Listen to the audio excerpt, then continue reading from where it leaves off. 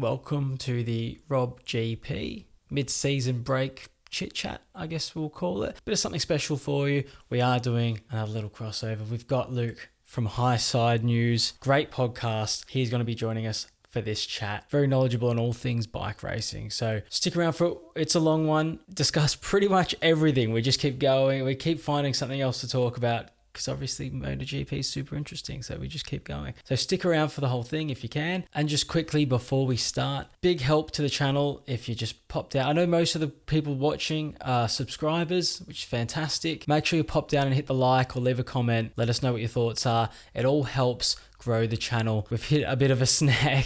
We've stalled a little bit. I don't know what YouTube's done with the algorithm, but my videos get less views every week pretty much. So it's not putting it out there to people. I mean, have a look at this one. From my 2023 and 2022 rider lineup rankings videos, I posted these on the exact same day, a year apart, expecting similar results, and just have a look at the contrast there. So obviously something's not pushing us in the algorithm. So if you could help us out, leave a comment, leave a like, that would be brilliant. Thanks. Enjoy the show. Luke, how are you, mate? I'm good, thanks, mate. How are you?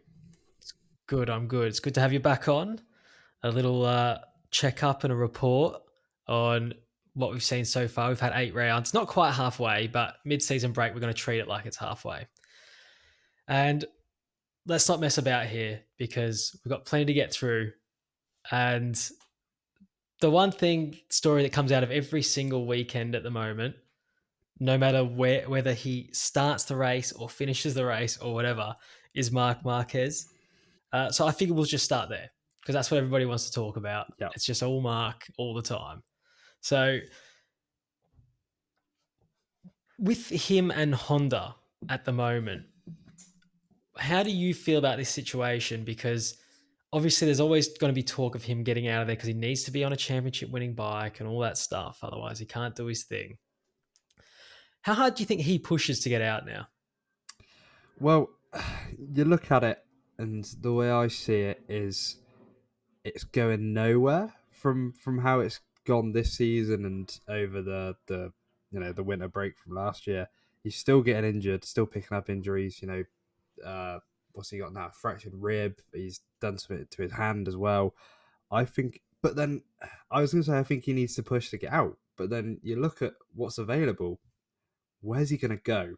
We've discussed this in the other podcast that I do, and we've been saying really the only logical options to a Ducati, but then that's on a satellite Ducati at that point. And would Marc settle, if that makes sense, from dropping from the big boys that have been Repsol Honda for all these years down to a Gresini Ducati? Because VR46 aren't going to take him, and that's one of the only options he's got. So I'd say push and get out, but then you might have to take a sabbatical. So there's more questions than answers Yeah, really at the moment. I think that's one of the ones that it probably hasn't been discussed very much is the sabbatical option.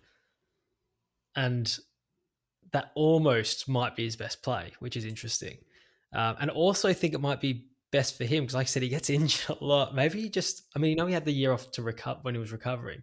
Imagine if he just had a year off to recover from nothing, right? Just don't get injured for another year, you know? Um, but is a bit grim for them. And I'm the same as you, mate. I don't know where he goes. I do not know where he goes. I mentioned this in one of my videos after Sachsenring, I think. And since then, there's been a little bit of talk of maybe a third KTM team and things like that. Whether that's achievable or not, I don't know. But other than that, my only other option that I could see, because he's not going to want to go to a similar situation at Yamaha, would be if Aprilia were able to move someone on and bring him in there as a factory ride at a bike that's rideable, that, with his ability, he could probably push it to the front, even though they're just a little bit behind where they were last season at the moment. So that looked like the only thing for me. But then again, how much of a pay cut is he willing to take? Are they going to be able to pay him what Honda can afford to pay him? And then I start to think he may not be able to go anywhere. He might just have to stick it out.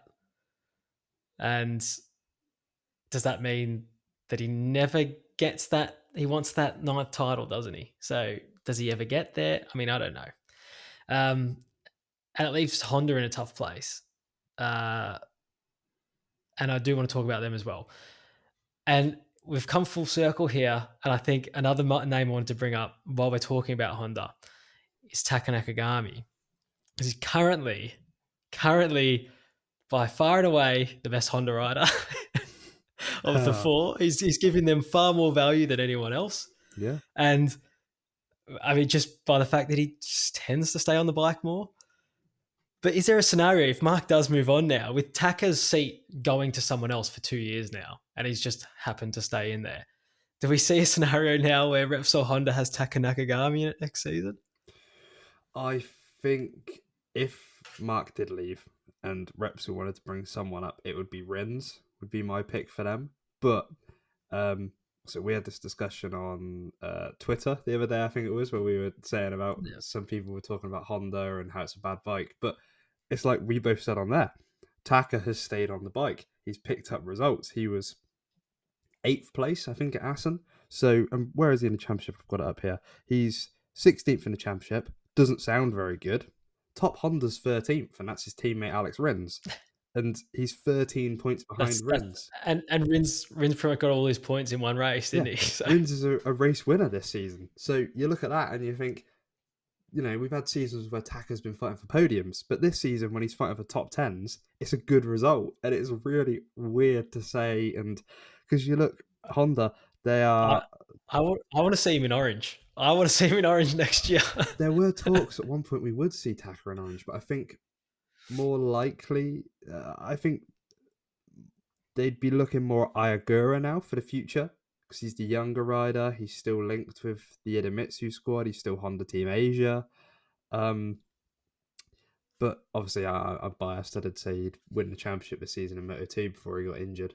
But I do think but it's what Honda need to do. And Honda need to now start looking at bringing in fresh blood to MotoGP rather than looking at Joan Mir and Rins, who are already there. They need someone who's never ridden a MotoGP bike before, doesn't have any expectations on what it's going to be like, to then get onto their bikes. That's all they've ever known, so they can adapt to it. A bit like how Mark did when he came in. That's interesting because there's always going to be that school of thought where it's like you need someone who knows what they're doing here.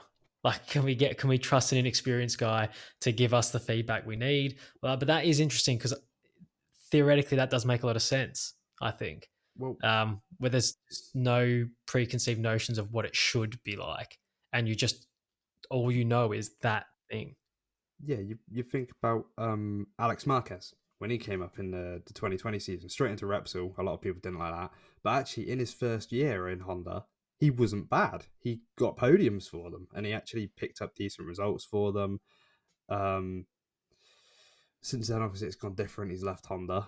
But you think about people like that, and I think him and Taka are the last rookies that they brought in, excluding Morbidelli and Luti from that Australia Galizia squad they had a couple of years back, which was no good anyway.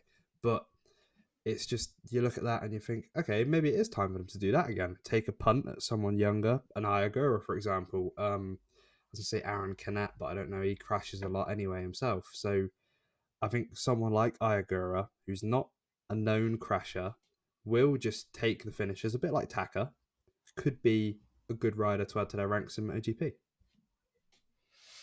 Yeah, and I think that is probably, if they do lose Mark, I mean, it all depends. Mark is the key to what happens now in this little transfer window period we're getting into, the silly season, as we like to call it. Mm-hmm. What his decision is, or whatever Honda's decision is with him, is going to trigger a lot of that. And then it's just up to them how they feel like their best approach is going forward. But with do you think that any of do you think these riders, so you're looking at Mir, Rins, because we've mentioned Taka doing a decent job, Mir, Rins and Mark, are these guys underperforming? Are Honda getting their money's worth out of these guys? Is this like, we're forking out all this money to get these experienced riders in who are all race winners and world champions in the case of two of them, and Mark, one of the greatest world champions we've seen. At what point do Honda, is it in their best interest to go, we need to move at least one of these guys on, at least save a bit of money? If we're not going to get the result anyway, what's the point of spending all that money on a rider that, first of all, doesn't finish many races in the sense of, well, in all three of them, and doesn't start many races. So it's like, are you better off just having three rookies that cost you nothing and you're going to get the same results anyway? I think 3 rookies would be a stretch. I think at least one next year is the way they should go.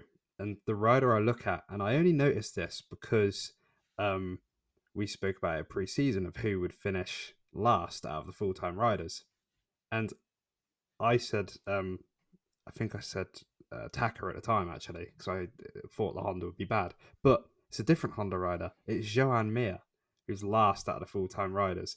He's 26th out of 28 riders who's taken part this season so far, and he's on 5 points, the same amount as Stefan Bradl, Petrucci, and Pirro. And Petrucci only did one race. So that just shows. And Pirro doesn't line up too often either, does he? Pirro's done Mugello, maybe? Was that his only race, I think? Yeah, He's replaced Bastianini in America as well. Right. Bradl's been about. Obviously, he's always there replacing Mark or Rins at the moment. But Mir's having an awful time. And it reminds me a little bit. I'm going to go off on a tangent here. I'm sorry about that. But go ahead. It reminds me a little bit of Lorenzo when he made that move in 2019 over to Repsol Honda. And everyone thought, a bit like Joan Mir, everyone thought he's a MotoGP champion. He's going to make it work. He's going to fight Mark for championships. Speaking of Lorenzo, this is. And in the end, Lorenzo was nowhere. I can't remember Lorenzo getting a top 10 on that Honda. He may have done in the wet. I don't think he ever really did. Yeah, he may have snuck in there in a race I've forgotten about, but I can't remember Lorenzo getting a top 10 on that Honda. He got injured all the time. He crashed all the time. And then you look at Joan Mir, MotoGP world champion for Suzuki. Everyone said he's going to do really well on this Honda. His style is going to suit it. He's a hard breaker. But he's come in, he's crashed a lot. He's got injured a lot. It's the same sort of scenario of, like I said before, of bringing in people who know what a MotoGP bike should be like, and one that should be like. And Mir's probably trying to ride it like the Suzuki that he knew and loved, and he's just crashing his brains out, and he's just getting injured. And again, it leads to him sort of thinking, everyone's saying Mark should leave Honda. Joan Mir should leave Honda as well if you're saying the same about Mark, because it's going worse for him. So, I don't know. Honda's just a whole issue in its own sort of. I could talk for half an hour about how Honda are doing. It's just an issue in itself. Yeah, it is. It is one of those things. I find myself talking about it after every race. So do we. And it is kind of bizarre to see them like this, because I mean, obviously in our lifetimes and in like probably our parents' lifetimes, there's never been a time where Honda's been poor in a way, like this poor anyway. And even and maybe they should have been a bit poorer earlier when you look at how Lorenzo, like you mentioned Lorenzo on that bike, if Mark wasn't there, would they? But again, I thought Cal Crutchlow used to get good results on that bike as well. So it was never that bad, the bike. It was never that bad. In fact, it was probably still good. And, you know, it is honestly the strangest situation I've seen. It's the weirdest MotoGPs. I mean, what was the period there where it was all like CRT bikes and that was a bit weird. Yeah. We didn't have that many like proper MotoGP bikes out there. That was a bit weird. It's almost a bit weirder now just because of the fact that there's like one really strong manufacturer with so many bikes on the grid. Like, again, I've not looked this up, but have we ever seen that many bikes from one manufacturer in like a modern MotoGP setting? Probably not. So it's a bit strange. And I don't know about you, but personally, I like to blame Suzuki for a lot of this because I feel like they were on the right track. Of all the Japanese manufacturers, they were on the right track and they were like, fuck it, we're out of here. And I feel like they'd still be up there. You know, they would still be up there. They'd be with KTM sort of throwing their nose in there with Ducati, you know, at most Grand Prix. So I do blame Mr. Suzuki for a lot of the issues with MotoGP at the moment. A lot of the like big, mostly Ducati, you know, finishes where everyone's at the front and blah, blah, blah. But, you know, while we are talking about Japanese bikes, would you rather be Yamaha than Honda right now? I think you'd have to say, well, I was going to say yes, but you look at the Constructors' Championship and they're below Honda, which I think would surprise a lot of That is people. surprising. Yeah, Honda are fourth, so not great, and Yamaha are last in fifth, which is again not where you'd want to be. But just sticking with the Japanese sort of thought for a minute, um, I've said this before on the other podcast I do, where I was saying I'm not sure with the Japanese, and I may be completely wrong, whether it's a cultural thing as to why they're still sort of behind the times in a way of it once worked, it will still work sort of thing. Whereas you look at Aprilia, KTM, and Ducati, all the European manufacturers have tried new things. Ducati spent years with Delinia trying different things. They brought in the aero, the wings. They brought in the ride height device. You know, they've always been these people. Aprilia have got these massive wings that they're using now, different style to everyone else. And KTM have tried different frames and different chassis. They've been trying them for years.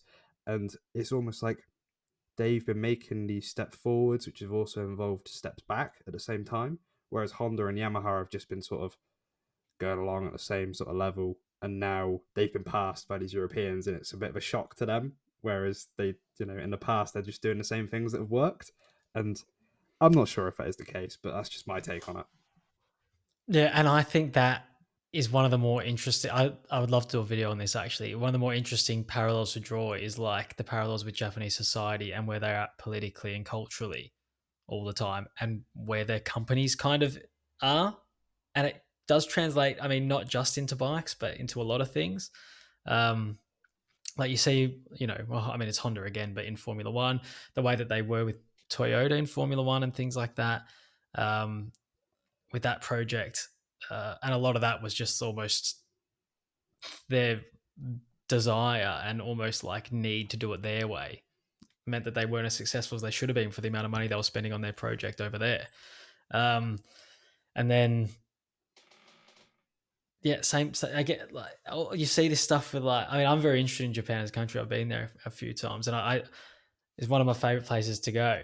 So I'm always sort of trying to keep up with what's happening there and stuff like that. And when you see, you know, and at the moment they're like there's like big population decline, their economy's sort of declining all the time, and then you see their teams now struggling in MotoGP and stuff like that. I think it is a really interesting. I think it does. I mean, you could probably look right into it and be like, "There's no link there," but I think that I definitely is one of the first things that came to my mind as well was that link between the way that they like to culturally the way that they act and the way that they're quite conservative with a lot of things, and once they have their way, they're set in that way. Um, and then the way that it's now obviously happening in MotoGP, where like you said, innovations have gone past them. They're the least likely to innovate out of any of the manufacturers, the Japanese manufacturers. The least likely to make changes to, like you look at Yamaha with the inline four, and I know that would not be an easy thing to change. You can't just go out, oh, go get us a V4. Then it doesn't work that way. But the fact that they've let it get to the point where that's almost been outdated by the progress of the other teams and the other companies.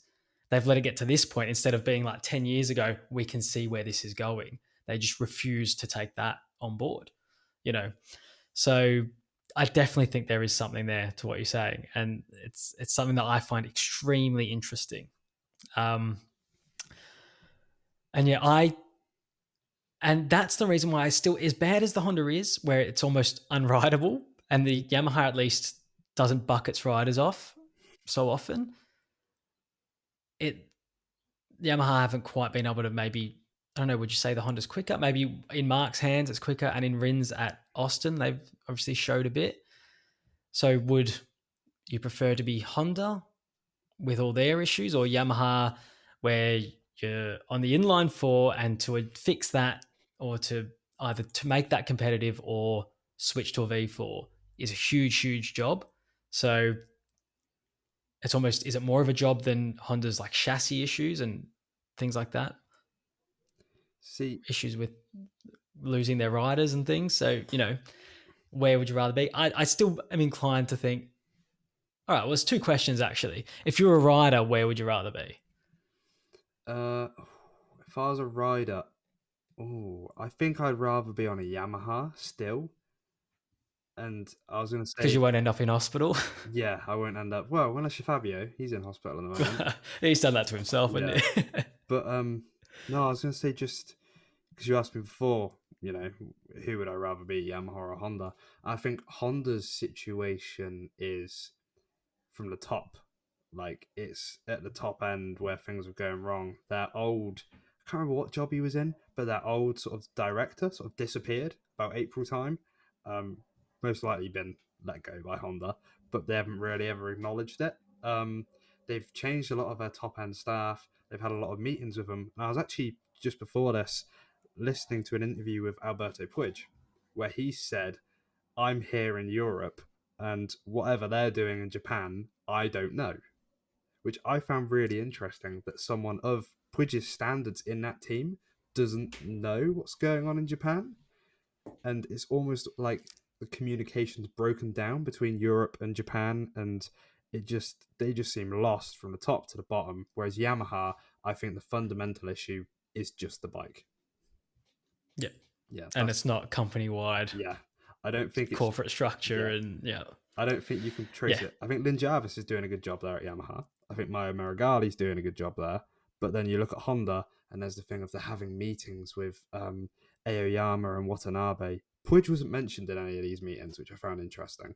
Maybe he might And be this gone, again, I but think, goes into that cultural thing where it's like they keep it in house. It's just the Japanese guys that are all in on all the decision making and things like that. yeah, Mark held this big meeting with Watanabe and Aoyama, and not with Puig there, which seems weird because Puig is always in Mark's corner as soon as Mark comes back into the garage. So again, it's that communication thing. I think there is a massive communication gap between the European and the Japanese side of Honda at the moment in MotoGP, which is letting them down. And I've always maintained I'd probably rather be in Yamaha's position. I think, like you said, it is slightly more manageable because there's a bit more cohesiveness as a company, as well as the bike. There's always been something there with the Yamaha that if it's always been extremely rideable, and allows you to push on it. So that fundamental doesn't go away. You just need to find where it is you're lacking, I guess. Honda's is a mess. Honda is, like you mentioned, the way, people leaving roles and we don't know and things like that. The bike's a mess. It is all a bit of a mess. All right. And while we're on Yamaha, I've got a couple of names written down here, and it's their two riders. We've got Frankie Morbidelli, Fabio Quartararo. Frankie's perhaps the more interesting one here because for a long time, it was like, how desperate does he want that? Can he convince Yamaha to keep him? And now there's a little bit of, well, what are you going to do to keep me? What can you show me that's going to make me want to stay, rather than he's probably got stuff lined up over on a Ducati, which he'd probably rather be on. So, and if Yamaha can't keep Frankie, where do they go? Yeah, that's the thing with Frankie. And I think the big noise that I've sort of seen and what I've sort of heard around is that he's trying with Gresini or VR46. Obviously, that would mean Bezzecchi or Marini would have to move on from VR46, more likely Bez. And Gresini would mean Di Antonio be on his way out, or Alex Marquez maybe. So Morbidelli, I'm assuming you've seen it. The big interview where he said, "Do I want to stay at Yamaha?" Rather than sort of thing of, I want to stay at Yamaha, asking back to Jack Appleyard, I think was doing the interview, and sort of turned around and said, "Do I want to stay there?" And it was the most awkward interview I've ever seen. And that is what has sort of prompted me to start thinking about this, because there was a time there where he would have snapped their hands off to stay another year, and now they're going to be like, well, if we don't have him, who have we got? Well, yeah, because he's also said, I've got a plan A, a plan B, and a plan C for where I'll be in MotoGP. Whether that is just him calling Yamaha's bluff, trying to make them sort of go, actually, if we get rid of him, we might be stuck here a little bit, because he's still 11th in the championship. So he's not. Well, I think he's doing all right. Yeah, he's. Oh God, I'll do maths. He's ahead of Fabio, isn't he? No, he's 7 points behind. Oh, he's behind. Yeah. But it's close. It's only 7 points down. Yeah. I think before the start of the season, you had him down as the biggest gap between Fabio and Franco, I think. Yeah, I did. Yeah. Yeah. I did. Whereas I think they might be the closest in terms of teammates at the moment, actually. So That's typical for me. So I needed to predict because I really love Morbidelli. I think he's hmm, brilliant. yeah, But I almost needed him like to not back him just to get him to get him to perform. yeah, and Like you watch, if I put him in my fantasy team or something, he'd just crash. I just I can't quite figure it out with the whole of that squad. I think he is most likely to move on than Fabio. Fabio's got a contract, has sacked his manager though, which I found interesting. I don't know if he's sacked or if he's parted ways with his He's manager. all right. Yeah. Yeah, I'm not sure what the official wording is as such. But Fabio, yeah, will be dealing with his own contract for the 2024-2025 period. So it looks like he's trying to get out of Yamaha, which I found interesting. Whether his manager pushed for him to stay at Yamaha when he potentially had offers to go elsewhere at the last contract period. So yeah, Fabio's got one more year at that team. Looks like it's going to be another year that he's not going to enjoy. And Franco could end up on a Ducati, and I think he would honestly do well there as well. I agree. I think it'd be excellent on a Ducati. I hope it would be anyway. Yeah. But if he goes there, I'm also going to predict that he's going to be shit, so that he does well, because he has to do the opposite of whatever I say, apparently. Apparently. And so with if Frankie moves on, Mm-hmm. where can Yamaha look? I mean, I know, like, are they in the opposite position of Honda, where they actually need someone that's experienced? But then there's Or is it because it's like with that bike, it's like it just needs the next step. It's always fundamentally been good to ride and it's got that Yamaha DNA. Does it just need someone with a bit of know-how coming across from a Ducati or something like what Miller's done over at KTM and just give them that last little piece of the puzzle, of just feedback and, this is what we did there, this is what we could do here? Or do they need a fresh approach as well? see, I have a couple names that I've thought of already because obviously we've discussed this as well before. One name that a lot of people would probably now be thinking is Jake Dixon. Obviously, that fresh face coming through. Really good friends with Fabio, so the garage would be a good atmosphere. Is my thought behind Jake. Also, he's got he's a race winner now, so he clearly has talent. He's coming of age in Moto 2 now, I think. Been on that Yamaha before, back in 21, I think it was, around Silverstone. Didn't do much, but that was his first throw. He's thrown in the deep end, didn't have any testing at it. So it's a sub ride, wasn't it? It was kind of expected. The other name where you've just said about from a Ducati, and I'd only just thought of this just now, Johann Zarco is a name I'm going to throw out there. His contract ends with Pramac at the end of this season. Martin has said he's not moving from Pramac now. Ducati say they're pretty confident. Could Zarco potentially go back to Yamaha?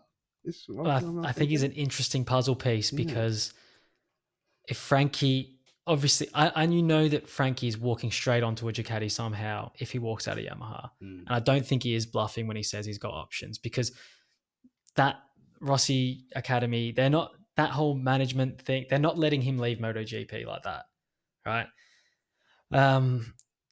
They're gonna make space for it, and I think the obvious move is for them to try and obviously get Bez out of that team and up to a Pramac. I would suggest maybe it's up, maybe it's sideways these days, but up to a Pramac. As your next step is then the factory team, and obviously Martin's doing as well as he is. He's not going to want to move to a struggling bike. And in order to make that happen, Zarco's the one that's going to have to move. And as good as I think Zarco is, he's like, being an older guy, if you're thinking we can't lose this talent to another manufacturer, the obvious move is always to move on the oldest guy, right? Yeah.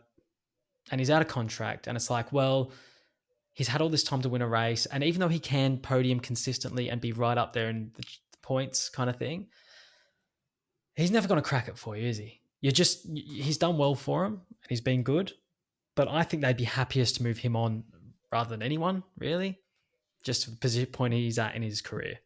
So, and I think Frankie always has somewhere to go, and I think that is the move. I think you bang on.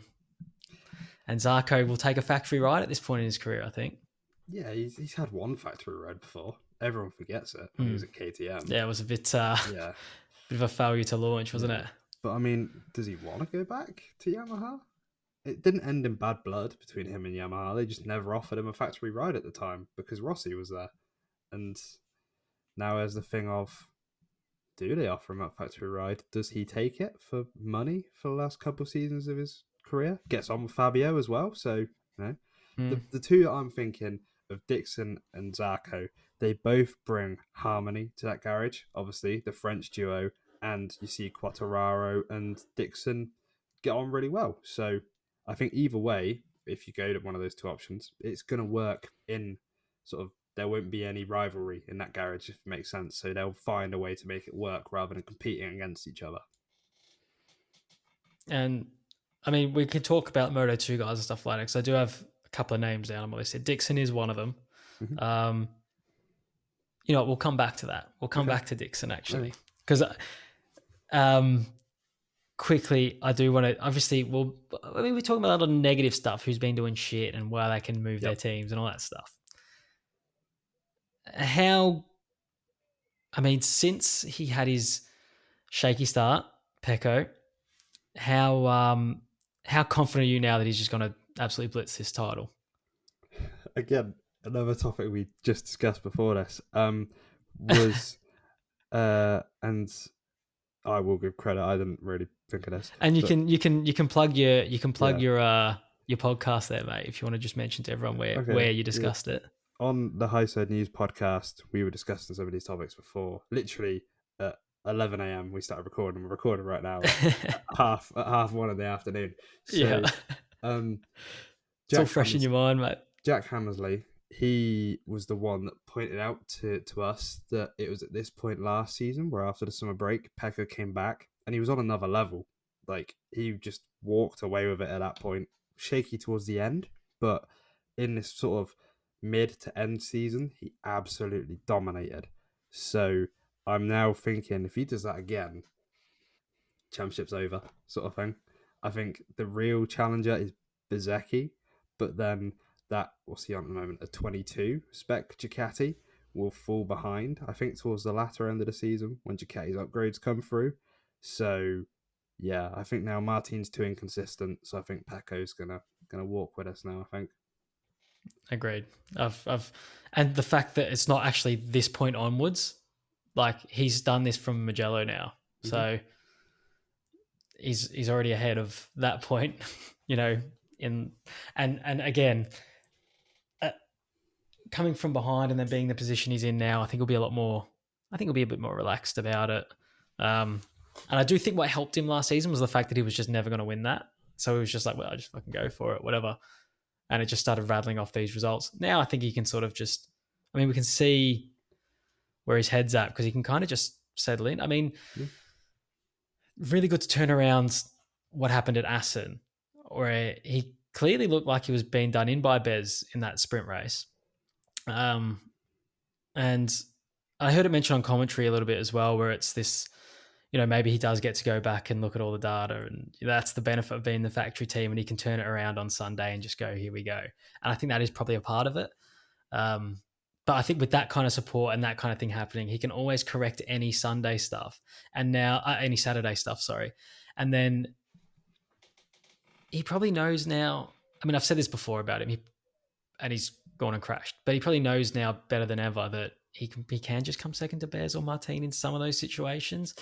I mean, it was probably not ideal Sachsenring result for him because it did bring Martin to within like 16 points or something, and it started to look a bit, okay, we got something going on here. But like you said, Martin's not going to be there every single week. So yeah, I think if his head's switched on right, he'll know. And by the way, in Sachsenring, I thought he was better than Martin. I thought he was quick enough to win that race, but he obviously made that mistake coming onto the last lap. Otherwise, I think he had him. But I think you should know now that he can probably, between Bez and Martin, you're going to get one of them being good each week, but probably not both, right? And when they alternate and stuff like that, each one's going to drop points. So you can probably just settle in and just relax from here and just, you know, just go for your Sunday ride. Pecco, you'll be fine, mate. Out of Bez and Jorge, who finishes higher from here? Ooh. Bez is more consistent, is the way I look at it. I think he's had one DNF all season, and that was at Jerez. Um, whereas Martin, you see, like Assen, like you think of last week at the Saxon Ring, he was unstoppable really on paper when you look at the results. But then what was he like fifth and sixth? I think throughout Assen in the two races. So it's just like that. He just bounces. Whereas I think Bez is constantly fighting for a podium. So I'm gonna go Bezecchi. I think will finish in Yeah. front, just because I think Martin will probably throw away some good results like we saw last year. So yeah, I'm going Yeah. Bez. I mean, I'm thinking for him, it seems a little bit different to me this year with him. I think he's probably, because he was really inconsistent last year. I think this year he's probably sorted a lot of that out, and he has been better with that once he's gone on his little runs. So part of that makes me think it'll be him that ends up on a few more points. But it is hard with Bez is such a likable guy as well that you just want to see him do well. You just want to he's got a bit of banter with the boys off the bike, and he's all action on the bike, and it is great fun to watch. Great, and I think it helps MotoGP if guys like him are at the front. But I'm leaning towards Martin a little, but really toss a coin between these two. And with those two doing so well, is Bastianini in any kind of trouble? See, I would say yes personally, but I know Paolo Ciabatti has said that they're going to stick with Bastianini, so it doesn't look like he's in any trouble because he said sort of, which I sort of agree with, it would be unfair to get rid of him after an injury-filled season. So they want to give him the rest of the season to get back into the groove of things, and then next season will be his proper like. He's going to have one shot at it, I think, which is where it's going to get even tougher for Bastianini if he's not on the pace next year. He's going to have 1 year to get his head down, prove he should be there. Otherwise, Martin or Bez is getting that seat, I reckon. Yeah, and I think he'll probably almost, like I said, I don't think it's in the Ducati thing to want to be that ruthless with him. I don't think they're like that. So I think he's probably fine for this year. I don't think it's an issue. But I think a part of their thinking in their mind will be, how does he kick on after the 5-week break? Because it's a bit of a reset for him now. You want to see him coming back now and being a bit further to the front. But it would be bizarre to see a guy like him, as good as he was last season, for that to be kind of a one-hit wonder type thing. It would be really weird because for all money, he looks, well, based on last season, looks the goods. Like he's going to be a top guy. And it'll be very strange. I suppose it's almost it's kind of what happened to Frankie. Could have sworn that season where he's finished second in the championship, you're like, this guy's going to be massive. He's going to be a star. He's going to win world titles. And, and it only takes one injury-riddled season. Your bike's maybe not as good or whatever the next season, whatever it is. And it can derail you a bit. So I'm hoping that doesn't happen to him because like I said, based on last season, he looks so much like a big-time rider for me. But then this season, I expected him to be better by now, to be honest. I come back from the injury. Maybe that is a bit too high expectations, but I have expected a little bit more these last sort of 2-3 races, especially the last couple, because he's been on it a bit more now. But yeah, he'd definitely get another go next season. But with these two going so good, how long can you hold them back? And this is where that sort of rider academy thing. There's one fault in this system, and KTM's seen it. You see it with Red Bull over in Formula One. There's sometimes guys come through quicker than you can find places for them, and it can be very harsh. And speaking of one of those guys, actually, Raul Fernandez, I think, is a very interesting case. Now, I think with him, because it's looking a little bit, have KTM definitely should have just let him do what he wanted to do and stay another year in Moto2. That's so obvious now, especially when you knew that you're going to be bringing through guys to the point where you had to send. You've lost both of them now, the ones that you had last year. You've sent one on to Superbike, like, we don't want you, even though you're the world champion. And you've lost one to Aprilia because he didn't like the way it was being treated. So, and he didn't like the bike. So, it but where I expected more from him, actually, to be honest. But it is looking like now getting him out of Moto2 that quickly was really bad for his development. Yeah, Raul Fernandez is one that has puzzled me throughout the season, I guess you could say. He's had injury as well, but it was arm pump. So I think that was Le Mans. He had that sort of issue time. But again, I'll point out, still above Joan Mir in the championship, who's on a factory Honda. But he's behind, when you look who's behind Lorenzo Savadori, the Aprilia test rider, who's done 2 GPs now, I think, 2 or 3, and behind Jonas Folger, who has not ridden MotoGP for years and has stepped in to replace injured Pol Espargaro, and was not meant to touch a race this season. Yeah, didn't really want to race this season either, and he's behind Danny Pedrosa, who also doesn't really want to race anymore. But yeah, Raul, the step up was too early for him to MotoGP with KTM. Obviously, moved to Aprilia. When I first saw that, I thought that might work. You know, that Aprilia's a decent bike, or at least last year it was. It seemed like a really good fit to me. Yeah, it seemed like something that was going to click, but it just... I can't quite work it out whether he's just not in the right headspace. All right, Luke, you live in the sticks, mate. You've had a Wi-Fi dropout, not in the big city like me. We were talking about Raul Fernandez. What were you saying, mate?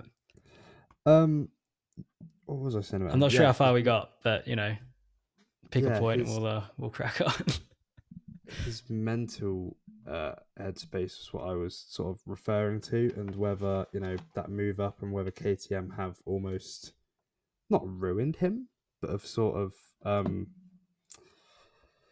him in a bad way sort of mentally, and whether, I think we were saying, another year in Moto2 might be his best way to go.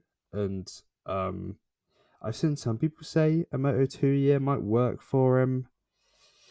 I'm not sure on that, because then he might get stuck there forever if he doesn't do well there again. But he's got the talent. That's the one thing that I think we can both agree on. He's talented. It's just, where do they go from here? Really, yeah, I'm of the belief that I think it would be his best thing to do. Because, I mean, it's hard to see now where, say, he just stays in that RNF team another year or whatever, if they want to keep him on. Another year like this and they're moving him on anyway. And then you're another year behind. If you do want to go back to Moto2 at that point, it's another year. I know he's only young, but it's another year away. And then, you know, you're at risk then of being shipped off to, well, I say shipped off like it's a bad thing, but ending up in like Superbikes and stuff. And I think Superbikes is a great place to spend your time racing, but not often guys end up in MotoGP from there these days. It's not something that happens that much anymore. So you look at like Remy Gardner and stuff, as much as I want to see him back in MotoGP, I know it's extremely unlikely, no matter how well he does, because you see a lot of champions over there never even come over. So I think decisive move, do you back yourself? I mean, because doing nothing in Moto2 and doing nothing in MotoGP is kind of the same thing. Like, you can just run around at the back of MotoGP. You're still not giving yourself a chance. It's just whether or not he's that confident that he can turn it around on a MotoGP bike. But from looking at it, like I said, his head kind of looks like, it's like he was put against, like, had that attitude that he didn't want to be there in the first place. So struggled on the KTM. I mean, everyone did that year, but didn't want to be there in the first place. So it was like, that puts him on the back foot. He's only a young guy. He's probably a bit shitty about that. He's like, oh, this bullshit, whatever. Then he's like, well, now I've got to go ship off to another RNF team where, you know, the Aprilia is not as good as it was last year. Then, oh, God, you know, I thought I was going on to another KTM's way better. You know, it's probably put him on the back foot again, you know, in his own mind. So it's all these things that are just like, you can see where it probably is something in his head. Because every time Oliveira gets on it, he's more competitive than Raul Fernandez is. And he's obviously missed races with injuries and stuff like that. But I'm always interested to see where Oliveira is coming back from an injury for his first race and that he's ahead of Raul Fernandez. I'm like, how is that happening? I know Oliveira's a top rider. I think he's quality, but I expected that from Raul Fernandez as well, and I think that's where uh, I think he and it does. You don't see guys do it very much where they go back to Moto 2, then come back up. But you've got to look at like guys who have really good talent on smaller bikes and stuff like that. Like Loris Capirossi did it and did it well, and I think he could probably do that. But yeah, that is one of the more interesting situations this season is Raul Fernandez, because we all again he was so good on the Moto 2, and so was Remy, to be fair. Like the two of them, and for them to be in the situations they are now, and like I think Remy will have a good career over in Superbikes, but now you look at Raul Fernandez and KTM moving guys on too quickly, and now where do they put Pedro Acosta? Does Augusto Fernandez go? Or do you move on Paul Espargaro after he barely even touches the circuit? Never gets on the bike. He broke every bone in his bloody body. Now they're going to be like, well, sorry, mate. By the end of the mid-season break, we're going to have signed a deal where we move you on and bring Pedro in.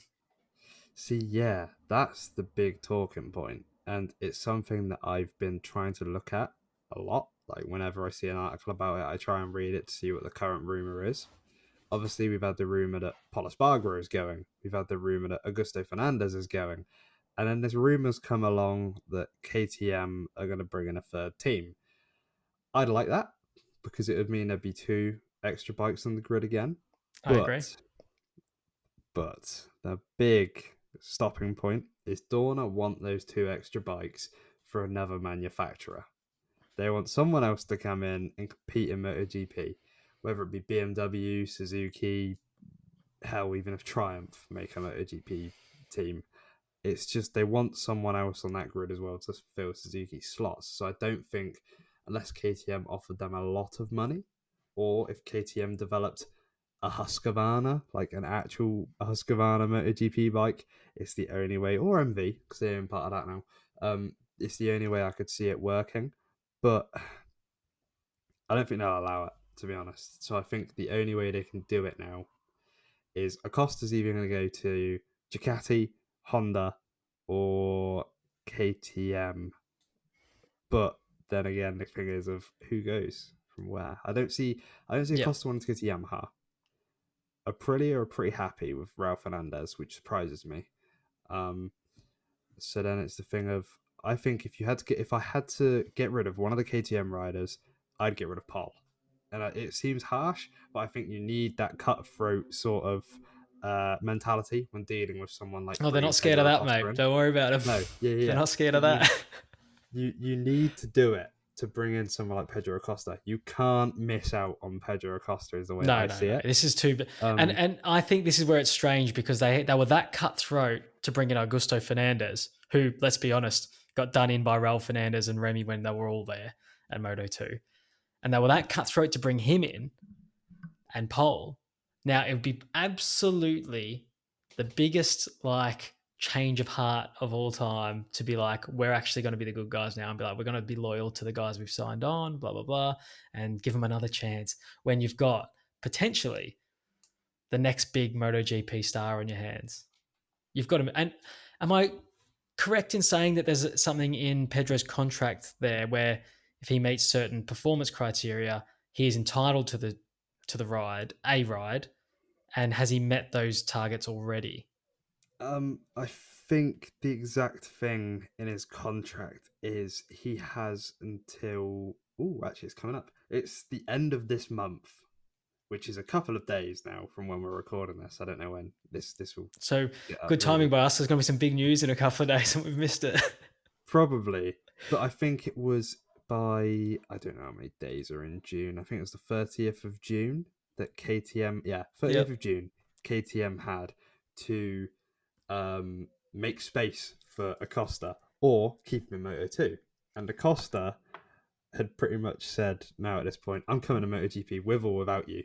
So he obviously knows he has other options because he's not meant to be speaking to other manufacturers until after the 30th of June.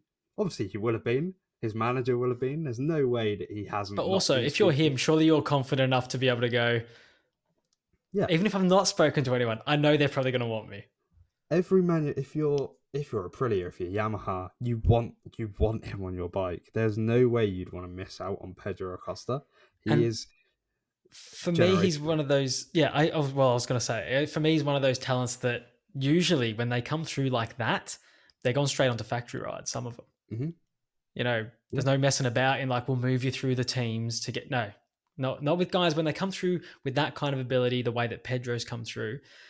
A lot of the time, they go straight into factory rides, and yeah, even for him to go, oh KTM, I want your seat, I want whatever seat you find, and they put him on the gas.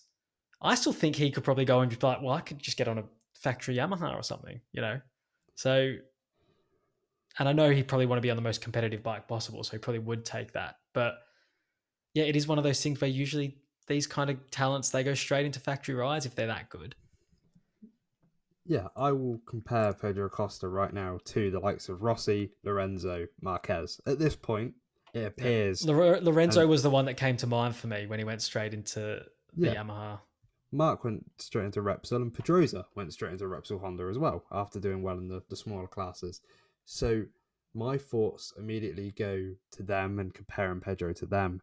But there is also the thing of satellite bikes are strong nowadays. I mean, we talked about Martin and Bezecchi. So if KTM want, I guess, and if they can afford to, they could put a full factory Sorry. bike.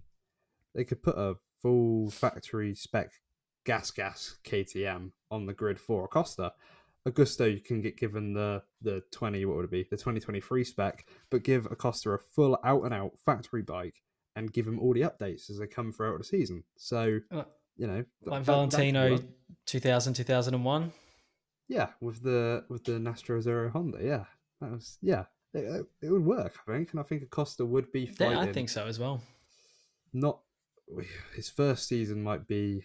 I'm not sure. Rookies don't tend to do great in their first season with KTM. That's my only worry if he goes down that route. Yeah, but no, I think he could do well. Give him they won't lock him in for any longer than 2 years, and I don't think he would want to be out of the cycle with everyone else. Actually, I think only 1 year because he wouldn't want to be out of cycle with everyone else because So I he'd think be they might thinking, they might push for two, but well, he yeah, I might he think might they he might go for one. their best move would be to contract him to KTM rather than contracting him to the Gas Tech Free team. Because you look at like Alex Marquez, who's contracted to Grassini and not Ducati. So if they get rid of Alex Marquez from Grassini, they don't need to put him anywhere in like Superbike, say. So I think Yeah. Acosta's best bet would be sign with KTM and try for a 1 year deal because then you could try and wiggle your way onto a Ducati or something. And I like his I like his attitude here as well. He's got a bit of Yeah, something about him, Pedro, where he's just going, you know what, you can do what you want, but I'm coming up, yeah, right? Uh, you can either make room or I'm going somewhere else. There's no messing about here, mate. Like I'm coming. Make room or miss out. yeah. And I think that's brilliant because he's absolutely. What's another year in Moto 2 going to do for him? Like I know he's not even winning the world championship, but like he's clearly the biggest talent on that grid. He's the biggest talent. So he spent a year there. He figured out his craft this year. Like I said, he's not leading the world championship, but it's only a matter of time before he is, I believe. Um, and when he wins, it is like domination, domination. Uh, and and then where is that the risk when you're, I think Binder's probably one of the safest seats on the grid, right? Because it's been quality for KTM for a long time.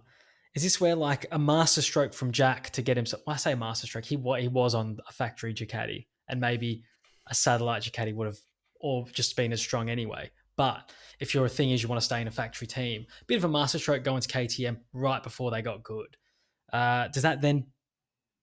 I mean, in a year's time, say we do move Pedro onto a gas, and he's really really good. you know, does that mean Jack's next move is to either a satellite or a struggling factory? See, yeah, Because Pedro's on that mm, meteoric rise to the factory team, is he not? yeah, that's the problem. I like Jack as well, and I know you like Jack as well. So Well, yeah, well, I I think there are problems that come up at this point now, and Jack I can see being one of those riders who bounces around factories throughout his whole career. I think of someone like I know it's slightly different, but someone like Melandri or Troy Corsa in Superbikes, where they sort of bounced about all over the place and sort of never really settled for a long period of time anywhere. Because Jack's done what he's done, Honda to Ducati and now to KTM, and I honestly could see him in a couple of years ending up at like Aprilia or back on a Honda or something yeah, like ridiculous like yeah. that. So it's just, but And I yeah, there's think Pedro Acosta. He from can't stop this rise. he exactly, and Jack strikes me as one of those guys as well, where as frustrating as he can be sometimes, where he shows so much speed and then like he's really inconsistent with his crashing and things like that. But with his experience, and now I think this will put him in really good standing with a lot of manufacturers, that he's been able to go from one manufacturer to the other pretty seamlessly and pick up where he left off. And you have to say he's helped develop that bike this season in a way, because he looks so comfortable on it all straight away, and he's got great speed over a lap. I think that manufacturers kind of like that, and it's like he's a safe bet. So there's always going to be a job for him somewhere, but it's just he's also going to get like made obsolete by riders coming through that are a bit more exciting sometimes.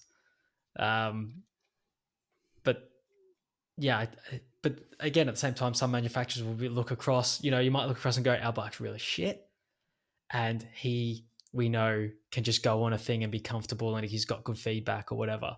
So we could use that, but it'd be interesting to see how KTM play it, because in motorsport, this is it's not like football or anything like that, where you can have academies and bring through as many players as you want, because you got 11 places to fill on the team. You can bring guys off the bench and whatever. In motorsport, it's so different, because you can have these queues of top young talents coming through and then have nowhere to put them all, and then go and sign guys from somewhere else to take your factory spot, and then bring guys back onto your satellite team like Pole, and then be like, now we just got to ditch them after a year because we've got a talent coming through that we knew was coming through, and we knew was probably going to do this to us, but we've done it anyway. So, and they could have easily just left Remy on that another season rather than do what they've done. But that's the pros and cons of having that sort of academy style sort of thing of riders coming through.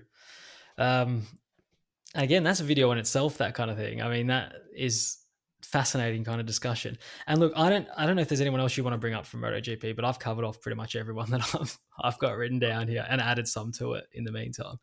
I was just Uh, I was going to yeah, go carry ahead. on our trail of thought with the Red Bull thing and the KTM side of their youth academy and everything. Obviously, Moto2, Acosta's the only one I can see there. I don't see Albert Arenas coming up. I think he'll get dumped out by them from Moto2 at the end of this year. But then you look at, they've got Dennis Onchu, they've got Jose Antonio Rueda, they've got Danny Holgado, who's leading the Moto3 Championship, all in Moto3 under the Tech 3 and Red Bull banner. So then you look, what did he do with them? I think Holgado and Onchu go up to Moto2 next year. And then you look and you think, well, they're going to want to come into MotoGP within the next 3-4 years, for Yeah, example, if they do well in two, Moto2. 3, 4 years. Yeah, Yeah, so then they start that other issue again of, right, so now we've got, say, Binder, Acosta, Fernandez, and say they've got rid of Jack, someone else. Then there's the thing of, well, now what do we do? Because we've got these two who want to come through. And we say if Onchu's somehow sensational on a big bike, which I think he will be, we need to make room for him. I think he could get to GP, and that's, it's worrying again, because they keep bringing through these young riders that are brilliant, but then they keep losing them, like they did with Martin, who went to Ducati. So, yeah, there's going to be problems year after year for them now. so there is. I mean, it is one of the. I mean, obviously, in theory, it makes sense to be like, get as much young talent under your umbrella as you can, and then you can pick what you want from it. But each time you have to get rid of one, that's somebody else's gain because you've not brought them through because they're shit. You've brought them through because they're class, right? Yeah. And straight away within a year, of bringing them up to MotoGP, you're losing them to someone else, And there was the risk that like we mentioned, Raul Fernandez has not done well since going to Aprilia, but there was the risk that he was going to be a star over there,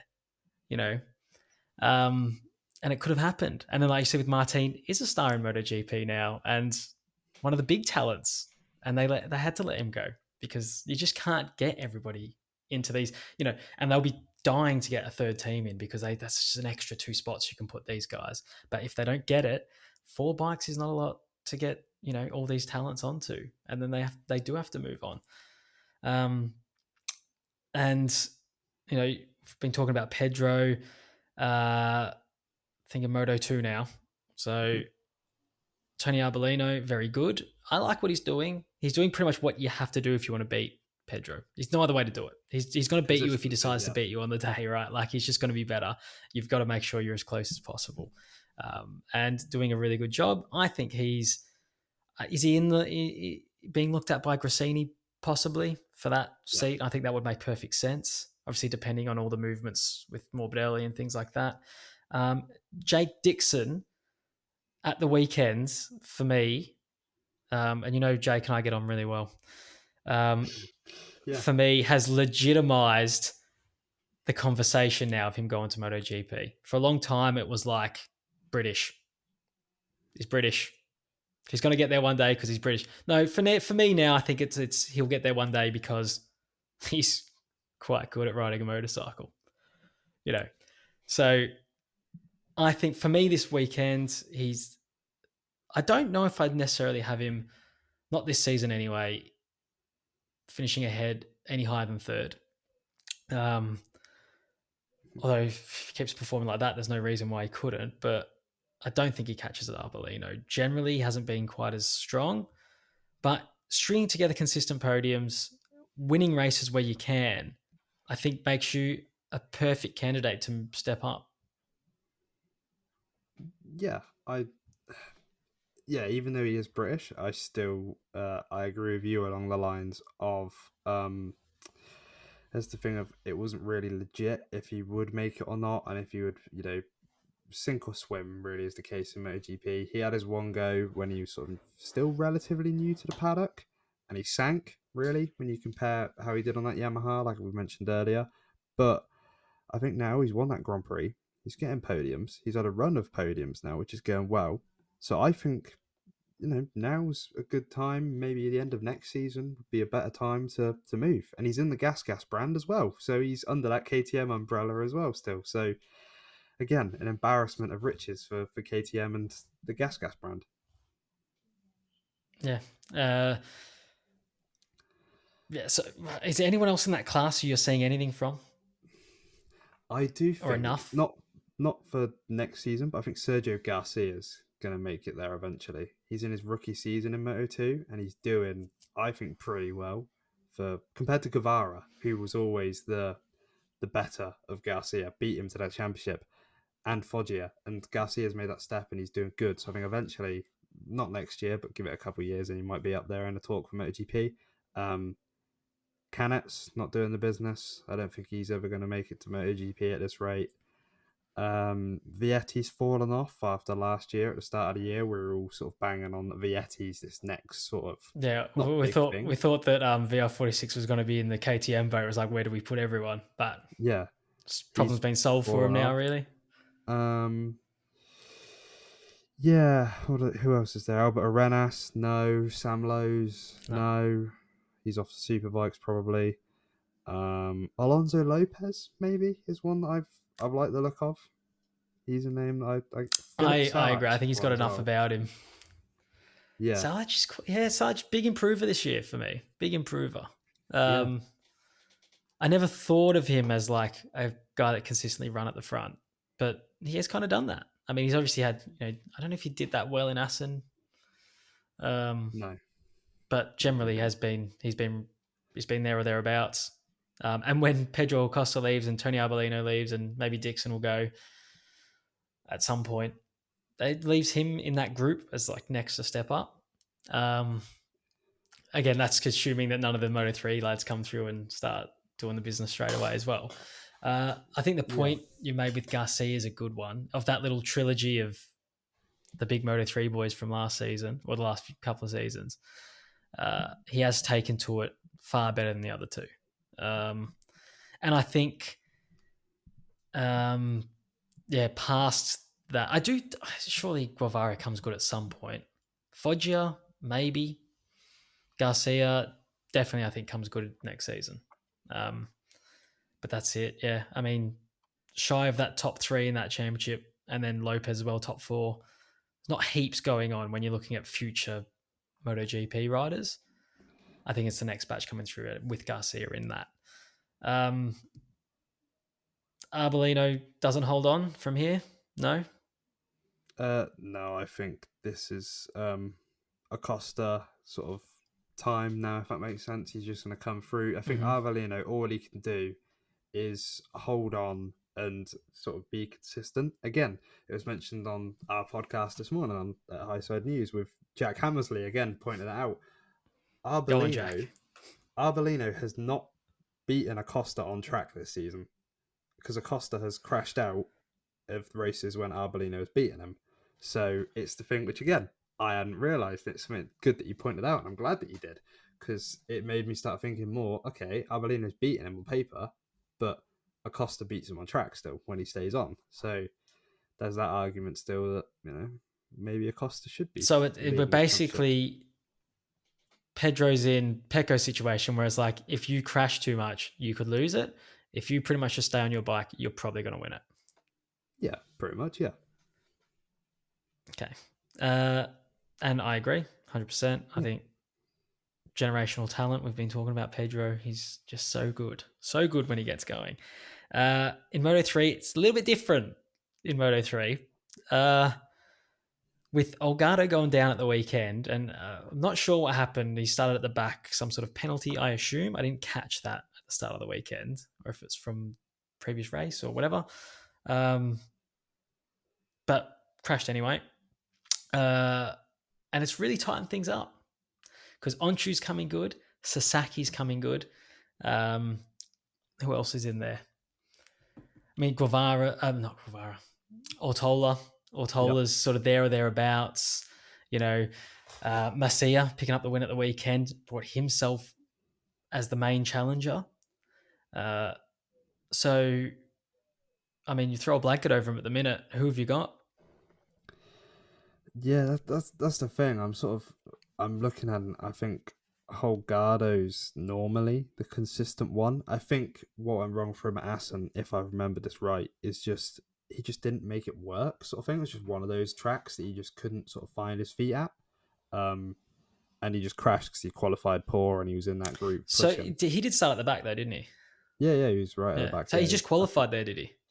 I didn't see Moto3 qualifying this weekend. He may have hit a yellow flag. I'm unsure on what happened to him. I see. I can't quite Anyway, remember. It doesn't matter because he's crashed anyway. Yes, and it's brought it all closer together, and it's interesting because, again, I'm thinking who has potential for the future, and he's one of them, sort of thing. And then but I'm looking this season as well. Sasaki, ideally, I think Sasaki is the fastest rider on that grid. I think it's between Sasaki or Onchu. I think those two are the best on that grid. Obviously, they're 3rd and 5th in the championship, so it's not that way on paper. But I think if you want to look to the future, Onchu and Sasaki are your people to come through, sort of thing. Yeah, I've got right now as it stands when I look at the form and things like that. I think I've got Sasaki winning it still. I think I picked him at the start of the season for obvious reasons that I did think he was the standout guy in terms of outright speed and things like that. And if anyone ever looks like they're going to pull away from that group, it's always him, right? So I still actually from here, once he sorted out those few early rounds where he struggled and he crashed a few times. I know he's not won a race yet, but it's pretty. I mean, it's sometimes you get into that last lap and you put yourself in those positions. Some of them you win, sometimes you don't. It's wherever you position yourself coming into the last lap, all that stuff. Did someone throw one up the inside of you that you didn't expect? All that kind of stuff happens in Moto3. But generally speaking, I think he's been in the best position the most, and you can see it with his run of podiums now that he's been on, or I think he's had like a run of podiums with a fourth in there or something. And with the other ones, you see Ortola picked up a couple of wins, but then sometimes he's just fifth, sixth, whatever. Olgado, I mean, without this weekend, he probably was doing what I'm saying Sasaki is doing, but he was winning races. So maybe my logic's a bit off here. But, Onshu can sometimes go a bit up and down, although I think he's sorted that a little bit now. And I actually think I don't know why I think this, but I think he's one that's going to suit a bigger bike really well. So I'm looking forward to him going up a class. But yeah, Sasaki, I've got him down as my Moto3 champion at the moment. I think I just he's sorted out those first few rounds, and as long as he keeps going on this track that he's on now, I can see the others dropping points more often than him, and he's coming from behind, and he will. I think he'll win 2 or 3 races before the season's up. Yeah, I can agree with that. Sasaki's been there longer than the other ones that he's fighting with. Holgado's in his 2nd year. Macia's in his, what's Macia in his 4th year potentially now, I think. Onshu again about the same amount of time. But yeah, Sasaki's been around, or at least I've seen him at the front longer than the others, or the cameras have been on him longer than those sort of other lot that he's with. So I think, yeah, but I think he'll do all right. I think he can make the step to Moto2 and do okay, because I think he'd take Darren Binder's or Lucas Tulovic's ride in Moto2 and stay in that squad that he's currently with. But yeah, he's an interesting one to watch to see if he's that next sort of big Japanese star that MotoGP has been wanting for a couple of years. Yeah, I do worry with some of these guys, though, when they're in the class as long as he's been in it, maybe Macia getting to that point as well. I just feel like they never, ever make it after you've been in Moto. If you've been in the lowest class that long, he could win every race, right, from now to the end of the season. It just still doesn't feel like they're going to go up and go on to great things and progress to MotoGP that easily, because he'd be on, is he what, mid-20s now almost? Like, he's been there that long? Is he early 20s? I don't know, but it seems like these young Spanish kids, when they come in, just bypass that quicker. They just make that step. These Spanish and Italian kids coming in and stuff like that. Once you get stuck in there for more than 3-4 years, it starts to become really hard, because I think you get this perception that it's like he just got stuck down there. So whether that means teams don't take you, it could just be all perception. You could just be a late bloomer. It can happen. He is 22 right now, and he's been in Moto3 full time since 2017. So he joined really young. But yes, only in these last sort of 3 seasons that he started getting into the top 10 in the championship. Before he was sort of fighting around 20th, sort of low sort of teens. So, he's getting on age-wise as well, but his performances are improving with age, it seems. And it should never rule anyone out, just being in the class a long time, because he's still young when you say it like that. 22 is it's still young enough to move up, and then a few years in Moto2. But then by the time you do that, you are 26, 25, 26. How many guys make it at that age? I mean, maybe Remy, I suppose, but never did the Moto3 thing. Never got stuck in Moto3. He was just progressed in Moto2 and then got his world title and then went up. But yeah, as harsh as it is, I just feel like once they're there that long, they just never really make it. And that's it. I mean, yeah, I do think Onshu's probably the one I think is extremely well suited to going up. I think despite the fact he's struggled. I mean, he's always been in the front, but struggled to pick up that win, struggled to be in a title fight at all for every previous year that he's been there. But it could just be all perception, because he's a slightly bigger frame than some of the other ones. That could just be complete nonsense, because you don't have to be big to ride a MotoGP bike. But don't know, maybe just because he's mates with Toprak. he trains with Top Frack. Where I'm just like, well, he's probably picking up a few things. But yeah, I just see him as a really good shout to go up. I think if he does go up well, he should go up next season. I think he'll be really strong. Not really strong, but he'll be stronger of the debut Moto 3 guys. And I don't think I've got anything else for you, mate. I think that's it. Yeah. Moto 3, we've worked through everything. We've worked through everything. Yeah, I guess on my side of things, I'm still waiting for that British rider to come through to sort of make. Actually, that's a his way good up point. Jake. But we will talk about that actually, because I did Yeah. want to talk about that actually before I started waffling.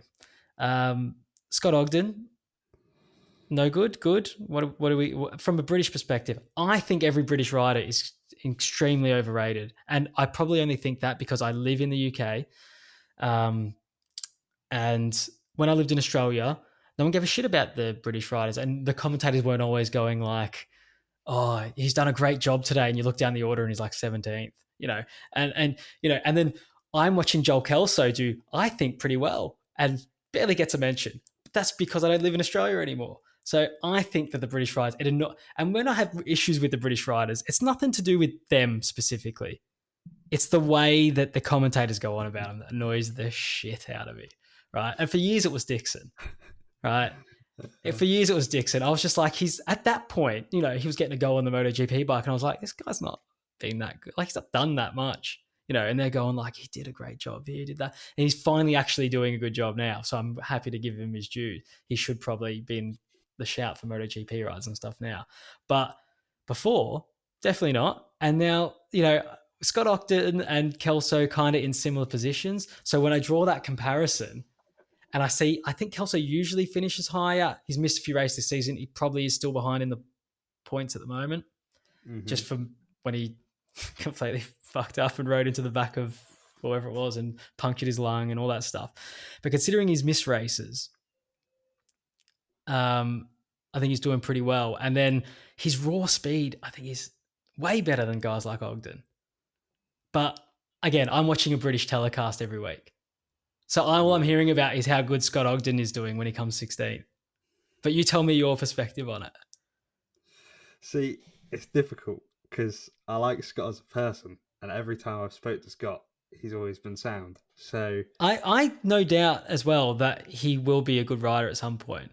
But at this point, I'm like, when Joel Kelso comes like 15th, I'm like, fuck, that was shit. He's better than that. It's like an opposite reaction from the British broadcasters and stuff when it happens to Scott. No, I will agree on that point. Scott did awfully in Assen, and I will put it like that. He finished. I don't even know if he was in the top 20. To be honest, by the end of it, it was a poor race from Scott. He's got good qualifying pace and he's got good practice pace, but again, it's a bit like Vinales sort of thing, if that makes sense. Got great qualifying, great practice, great testing pace. And then as soon as it comes to those lights out, he drops back at the start. He can't sort of fight, and his racecraft's not there yet. He's only in his second year still. Still got time to adapt. I do agree. I think Joel Kelso is, at the moment, the better rider. And he's 1 point behind. I'm just having a look now. 1 point behind, and he's missed rounds because of injury. So again, that sort of leads me to believe that. And then you look at Josh Watley as well, and that poor kid's struggling a little bit. Yeah, and I do feel bad for Josh because he just it's even got to the point now I've noticed he's very young as well. Yeah, I've noticed with BT Sport have even started knocking him a little bit now, and Neil Hodgson started, especially on the weekend. Neil was bashing. They can only take so much of just. They can only take so much of just blindly praising. Yeah, even like on the weekend when he took out Fernandez, which was his fault, Neil Hodgson turned around and just went, "Don't know what he was doing." And it's true. You look at it and you're not sure what he was doing. And I honestly think the best way for Josh at the moment is to go back to the British Championships and to come back over here and try his luck here because it's not working in Moto 3. But then I see Rory Skinner in Moto 2 made sort of steady progress, and it's all I sort of expected from him. I never sort of expected him to set the world alight in Moto2 immediately. In the American racing team, which is struggling as a team as a whole at the moment. So I never expected him to do well. Injured again at the moment. Hopefully he'll be back for Silverstone. but again, I can't really see him get into MotoGP. The only one I can see who's not even British is Casey O'Gorman in Red Bull Rookies, who's Irish. So I sort of, All right. which, We'll so see how VT take to him, shall we? yeah, he's regular podium finisher in Red Bull Rookies. I think the championship's already wrapped up for Red Bull Rookies, which is mental. Yeah, I when did you see think of that. it Yeah. way. So I'm not sure where. I'm gonna have a quick look actually, where he is in that, because I think he's towards the front if my Wi-Fi can hold out. But yes, it's the thing of the British riders. Obviously, I watch British Superbikes and I watch the British Talent Cup, so we do have riders who are good and riders who are fighting at the front in that. But then it's as soon as they make the step over, it just sort of flops a little bit. Because Danny Kent was one of those that came through the Talent Cup as well. He never really went anywhere. Yeah, Casey's it was last season. They haven't updated it. Oh well, last season he was 8th in his first year. So he's making steps. Oh, I finally got it to work. No, great, sick. No worries in that front then. But yeah, I think he's probably the next biggest thing from this area. But then again, he's Irish, so he's not British. He's not. Yeah, he's not British. We'll see. We'll see how if Hodgie treats him different to. Well, I mean, I was going to say Laverty, but Laverty's Northern Irish, isn't he? So he's British as well. Well, he's from the UK. Yeah, Laverty has. So nice does he? It's his team. See how he? I know. I do. It was one with Laverty that got me. Was when it was last season when Dixon. I will tell a bit of a story here. So I've been, for people who don't know, I'm blocked on Twitter from Jake Dixon. I don't know why. I never tweeted the guy once. Not once. I made a joke about him in one of my videos once. I doubt he saw that. But anyway, the only comment I've ever made on Twitter about Jake Dixon was, I didn't tag him in it. So whether he was tagged in the original post, I don't know. But it was when he took out Fermin Aldeguer. I think it might have been in Argentina last season. And I was like, well, that's clearly his fault. Michael Laverty's on the commentary saying, well, Fermin Aldeguer shouldn't have been there or something like that. And I was like, and someone put that on a post on Twitter. And I commented being like, the fact that Michael Laverty found a way of blaming the other rider for what that Jake Dixon just did is actually astonishing. I said something like that. And I think that happens a lot with these British commentators and the British riders. They become quite like one-eyed and very inobjective when it comes to the way they commentate the British riders. And that was my only point. And that's my only issue with some of these British riders. It's not that I don't think they're good. It's that I think I get sick of hearing about them from the British commentators. But yeah, no, it's nothing against these guys personally. I think they're all nice lads. I think they all interview really well. And I think they're quite likable, the British lads. And I live in England because I like English people, you know. But just shut the hell up on commentary about them. Like when they do shit, you don't have to mention that they're doing a really good job. Like, oh, it's only like his first season and a half and he's already running up in like 17th. Wow. I'm like, no, there's 100 of those in Spain. Like, that's the problem though. They're all Spanish nowadays that are coming through. Exactly. And I do like the idea of other nationalities coming through. Obviously, I like it when there's Australian. We're a bit bare on Australians at the minute in the field. But if they're not good enough, I'd rather they just not be there. So, but look, I've got, this is my own little personal vendetta against the British. So, I wonder how we're doing in the Ashes anyway. Second test starts today. So. But yeah, look, little rant from me, mate, just to finish off. Hope everyone stayed here this long into the video. What are we, almost an hour and a half in? We had a nice long chat here, mate. Yeah. Nice long chat. It's been fun. And if you watched this long, you got rewarded by me ranting about British commentators. So there you go. But yeah, it's been great, mate. I don't think we've missed a single thing today. No, I don't think so. I think that's the whole We've covered season every rider on the grid. Yeah, nearly, yeah. We've even taken like young kids to task who are just trying their best to have a career. Yeah. Bless them. Anyway, well, it's been Just great, jealous, mate. Really. It's been great once again. You can go and relax for the rest of your afternoon. I'll try and get this video uploaded tell everyone where they can find you once again, because your podcast is, I mean, if I have to listen to one MotoGP podcast that week, it's always yours, mate. If I've only got time to listen to one, then I might throw in a bit of Crash or something like that. But until yours is being fully listened to, I don't touch the others. You've got great guests on. Tell us about them and where we can find you. Yeah, so the High Side News podcast, we try and do one every week. There won't be one for the next 2 weeks, sadly, because I'm selfishly going on holiday. But no, yeah, we try and do one Can't be every doing week. that, mate. Normally every Thursday. One will be coming out. Well, it would have been out this week, depending when this comes out. Pretty much discuss the same things we have. So you'll get two other views from Dawn and Jack Hammersley, who also run the Short Shift News website, who cover MotoGP, World Superbike, British Superbike. So you get all of that sort of stuff. I write for them as well. And by the sounds of it, are far more knowledgeable than I am. So definitely worth listening to that one if you enjoy listening to me ramble on. Oh yeah, no, yeah. Jack has got knowledge, and I can't knock him on that. It's comes out as the stats I've come out of today have from Jack. So thank you, Jack. But no, yeah. Bike Sport News as well. I write for now. Just interviewed Leon Haslam, so that was fun. But yeah, it's and obviously I'm on all the social medias, just under my normal name, Luke Newman. So it's all going pretty fun in the world of media at the moment. Fantastic, mate. It's good to hear, and it's good to everybody should. I usually will, if I see your articles come across my Twitter feed, I usually retweet them. But go and read a few of Luke's bits, and definitely listen to the podcast, because it's a lot of. I think I do learn a lot every week. Sometimes I have to listen to you before I make my video, because like I probably miss stuff. But yeah, thanks for coming on again, mate. It's been a pleasure, and we'll get you on at some point again for the end of the season. We're definitely going to be doing our wrap up at the end of the season of our predictions at the start of the season. If you haven't seen that, jump on there. I think they're all going swimmingly, mate, our predictions. Yeah. Probably sure. not. But no. Look, we'll sum that up at the end of the season as well. We'll catch up. Well, maybe we'll try and catch up before the end of the season as well. But thanks again, mate. It's been an absolute pleasure once again. Yeah, no worries. Thank you for having me on. Cheers.